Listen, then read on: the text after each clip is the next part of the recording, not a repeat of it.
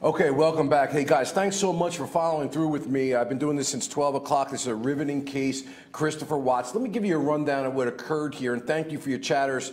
I'll do as best I can to answer some of these questions for you, but right now I can't look down. So here's the deal. Christopher Watts had a death penalty case, accused of killing his pregnant wife of 15 weeks, and then strangling and suffocating his 3- and 4-year-old daughters, taking them in a vehicle, putting the wife in a ditch, shallow ditch, taking the 2 children and putting them in separate drums filled with crude oil, about as bad as you get.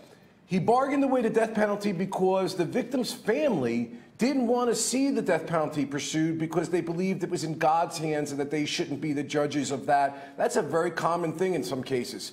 So the district attorney agreed to take it out of the death penalty and plead him guilty to multiple consecutive life sentences without parole, which you just saw the judge giving. Not that that was a mystery.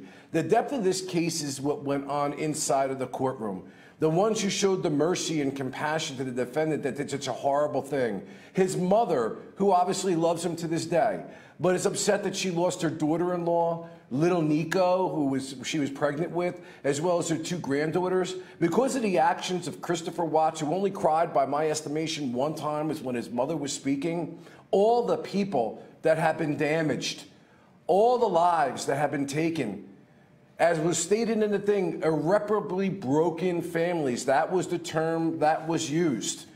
And yet we saw the resiliency and the power of love amongst these families, especially the victim's mother, who got up and talked about how her daughter had put the crown on his head, and about how the little girl wrote the song, "Daddy, You're My Hero," and at how they trusted. The father talked about this too. Everyone trusted him to protect the daughter and these little girls, and that when he killed her, God took that crown off his head. Guys, I've been through a lot of sentencings in my career as a prosecutor and even a defense lawyer.